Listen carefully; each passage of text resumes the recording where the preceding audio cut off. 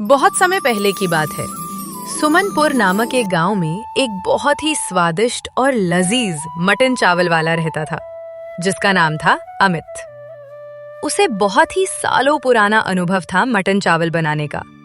इसी वजह से वो बेहद स्वादिष्ट और लजीज मटन चावल तैयार करता था। लोग दूर दूर से उसके ठेले पर आते, लाइन में लगकर मटन खाते। लेकिन अमित की एक बड़ी कमी थी। वो बहुत घमंडी था और गांव में एक अकेला ढाबा वाला होने के कारण लोग उसी के पास ही जाते थे। उसी गांव में दो मित्र रहते थे, रमेश और रुपेश। दोनों ही बहुत मेहनती थे। चल भाई, आज मटन चावल खाने का मन कर रहा है। हाँ भाई, मेरा तो रोज मन करता। हमें हफ्ते में तो एक ना एक बार खाना ही चाहिए। किस बात की देरी, जब तक जिंदगी हो खा लिया जाए, कल हो ना हो।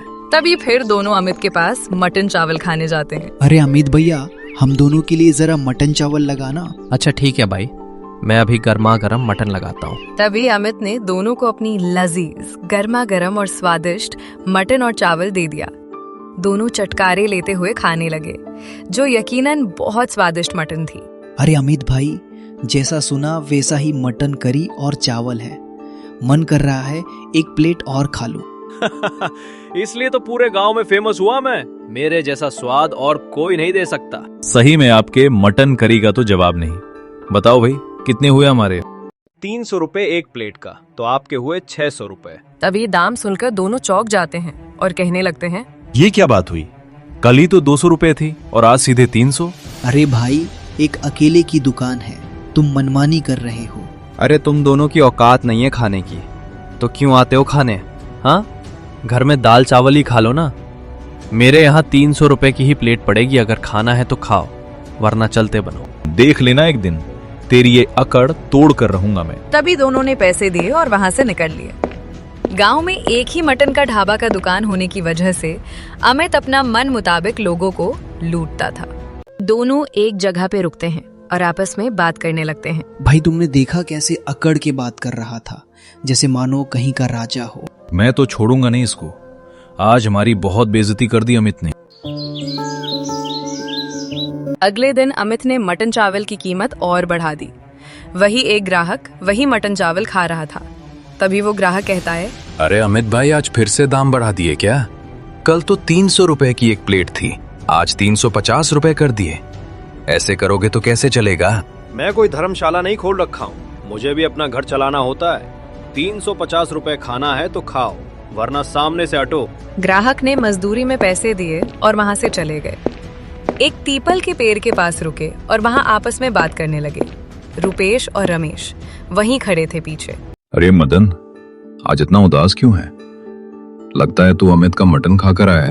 हाँ भाई, सही कहा।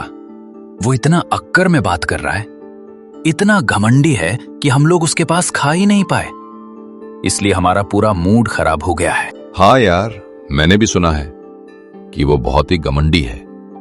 पता नहीं उसे किस बात का इतना घमंड है। और दाम तो देखो, सोने का दाम इतना ऊपर नीचे नहीं होता है जितना ही अपना मटन का दाम ऊपर नीचे कर रहा है। जैसे लोहा लोहे को काटता है, वैसे ही कोई मटन करी वाला उसे जरूर टक्कर देगा। वो आपस में अपनी अपनी परेशानी और अमित के बारे में बातचीत कर रहे थे और ये सब बातें दोनों रुपेश और रमेश सुन रहे थे। तूने देखा भाई, इससे तो पूरा गांव परेशान है।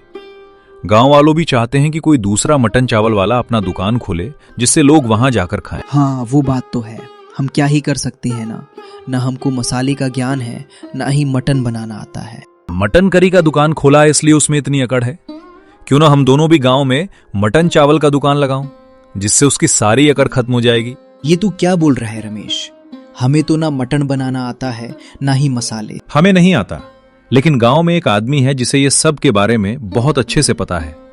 उसके जैसा मटन चावल गांव में कोई नहीं बना सकता। रमेश की बात सुनकर रुपेश हैरानी से कहता है, हमारे गांव में ऐसा आदमी कौन है जो मटन बनाते हैं? अरे रुपेश, तुम्हें याद नहीं है हमारे गांव के बगल वाला लखन काका, जो शादी विवाह या और बड़े त्योहार में वही मटन चावल या मटन बिरयानी बनाते हैं। इनका स्वाद गांव वालों को बहुत ही ज्यादा पसंद आता है। अरे हाँ, मेरी बुआ के लड़के की शादी में भी तो वही मटन करी बनाए थे।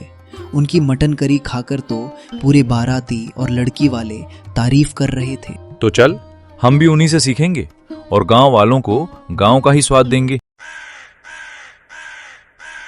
फिर क्या था, दोनों दोस्त बड़ी उम्मीद लेकर लखन काका के घर जा ही रहे थे। जैसे ही थोड़ी दूर जाते हैं, वहां लखन काका खुद मिल जाते हैं। अरे लखन काका, रुकना जरा, कहाँ जा रहे हो आप? अरे रमेश बेटा, मैं तो बाजार की तरफ जा रहा था। बताओ, तुम्हें कुछ काम था क्या? काका, आप तो जानते ही हो, गांव में अमित का मटन का दुकान है, लेकिन वो बहुत ही ज्यादा घमंडी है। लोगों से सही से बात नहीं करता है और पैसे भी लूटता है। हाँ, मैंने भी सुना है लोगों से ये बातें, लेकिन इसमें मैं तुम्हारी क्या मदद कर सकता हूँ? काका, आप तो गांव के हर घर में शादी विवाह और कुछ भी हो, आप ही मटन चिकन बनाते हो। आपको तो बहुत सालों का तजुर्बा है। क्या आप हम दोनों को मटन करी बनाना सिखा सकते हो? तभी लखन काका उनकी बातें सुनकर समझ गए। अच्छा, समझ गया। क्या तुम भी अपना मटन करी का दुकान खोलना चाह रहे हो? अच्छी बात है, मैं तुम्हें जरूर सिखाऊंगा। मैं बस बाजार से आता हूँ, तब तक तुम अच्छे मटन और कुछ मसाले लेकर ले जाओ। दोनों ये बात सुनकर खुशी से झूम नहीं पा रहे थे। तभी दोनों फटाफट बाजार जाकर मटन और मसाले लेकर आ जाते हैं, जहां धोए हुए साफ मटन के पीस, मसाले, प्याज, तेल, मटन बनाने की सारी सामग्री रखी हुई थी। काका उन्हें शांति से बिठाकर मटन बनाने की विधि समझाने लगते हैं। सबसे पहले तेल गरम करो और कोशिश करना इसमें सरसों का तेल से ही बनाओ। तेल गरम होने के बाद उसमें खड़े मसाले, फिर हरी मिर्च और प्याज डालो और उसे थोड़ी देर भूनो। लेकिन काका, ये साबुत लहसुन क्यों मांगे हो? इसका क्या करना है? तुम रुक जाओ, देखते जाओ। बेटा, तू प्याज भूनने के बाद साबुत लहसुन डालो। मसाले, टमाटर सब डालकर उसको अच्छे से पकाओ। सब पकाने के बाद उसमें मटन डालो और थोड़ा थोड़ा पानी मिलाओ। तभी कुछ ही देर में उनका मटन करी पककर तैयार हो गया था, जिसकी खुशबू वाकई में बहुत ही ज्यादा अच्छी आ रही थी। उन लोगों ने प्लेट में मटन करी निकाला, जिसके ऊपर में ही साबुत पका हुआ लहसुन था। बेटा, तुम मटन खाने से पहले ये साबुत लहसुन को मटन की ग्रेवी में डुबाकर खाकर देखो। काका के कहते ही दोनों ने लहसुन को मटन के ग्रेवी में डुबा कर खाया। अरे वाह काका, इसका स्वाद तो अमित के मटन करी से कहीं ज्यादा स्वादिष्ट लग रहा है। यही है तुम्हारे लखन काका का स्वाद। अब जाओ, गांव में खूब मटन करी चावल बेचो। दोनों ने तो लखन काका से मटन करी बनाना सीख ही गए थे, वो भी अलग स्टाइल में। अगले दिन दोनों ने अपना मटन करी और चावल का ठेला लगाया। रमेश इधर मटन बना रहा था और रुपेश इधर लोगों को बुला रहा था। आओ भाई आओ, गर्मा गर्म मटन करी और चावल खाओ। दाम भी कम और स्वाद में भी दम। गांव के लोगों ने नया मटन करी और चावल का ठेला देखकर उनके पास दौड़े चले आए। अरे रमेश और रुपेश, आज दोनों ने भी मटन करी और चावल का ठेला लगा लिया। पहले बताओ क्या दाम रखे हो? फुल प्लेट 80 रुपए और हाफ प्लेट 40 रुपए। अरे वो भाई, अमित तो 300 रुपये प्लेट बेच रहा है, तुम इतना सस्ता क्यों? ये सब बातें छोड़ो और हम दोनों के लिए मटन करी और चावल लगा दो, मुझे तो रहा नहीं जा रहा है। रमेश ने हंसते हुए उन लोगों के लिए मटन करी और चावल लगा दिया। प्लेट में मानो गर्मा गर्म मटन और ऊपर में एक सबूत लहसुन, जिसका क्या ही कहना। ग्राहक तो देखते देखते चटकारे लेते हुए मटन और चावल खाने लगते हैं। वाह भाई वाह, तुम दोनों कहाँ से मटन करी और चावल बनाना सीख गए हो इतना स्वादिष्ट? भाई मेरा तो मन कर रहा है बस खाता ही जाऊं। हाँ भाई, और ये जो साबुत लहसुन है, ये तो मुंह में जाते ही इसका अलग ही फ्लेवर आ रहे हैं। लोगों की ऐसी तारीफ सुनकर दोनों खुश हो जाते हैं और आज देखते ही देखते उनका ठेले पर भीड़ लग जाती है, क्योंकि दाम बहुत ही ज्यादा कम था और मटन करी भी बहुत ही स्वादिष्ट जो था। उनके ठेले पर भीड़ उमड़ती ही जा रही थी। और इधर अमित की ढाबा सुन पड़ा हुआ था।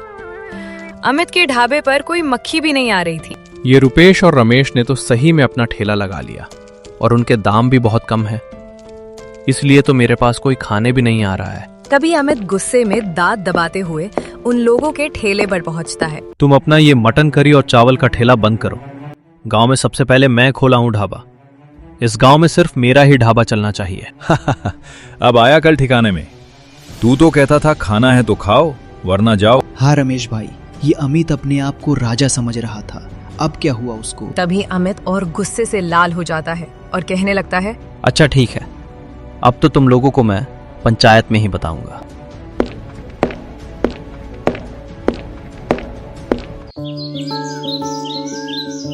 अमित ने अगले दिन ही पंचायत बुला ली, जहां पर गांव के लोग और मुखिया जी आए हुए थे। मुखिया जी, गांव में सबसे पहले मटन करी का दुकान मैं लगाया था, तो मेरा दुकान रहना चाहिए, ना कि इनका। देख अमित, गांव में हर किसी को अपना धंधा चलाने का हक है। कोई पहले या बाद में खोले, उससे कोई मतलब नहीं है। तुम ग्राहकों के साथ कैसा व्यवहार रखते हो ये जरूरी है। अगर अच्छा व्यवहार है तो ग्राहक खुद ब खुद तुम्हारे पास आएंगे। हाँ मुखिया जी, ये बहुत अकड़ के बात करता था और दाम भी अपने मन मुताबिक रखता था। इस कारण ही हम लोग कोई भी उसके पास खाने नहीं जा रहे। रमेश, तू मेरे साथ बहुत गलत कर रहा है। अमित भैया, अब रेट नहीं रिश्ता चलता है यहाँ। लोगों को अच्छा खाने के साथ अच्छा व्यवहार भी दो, जिससे लोग तुम्हारे पास ही आएंगे। तभी अमित का अकल ठिकाने आ चुका था। उसी दिन अमित का दुकान बंद हो गया और इधर रमेश और रुपेश का दुकान चारों जोरों से चलने लगा। अगर आप ठान लो तो कुछ भी कर सकते।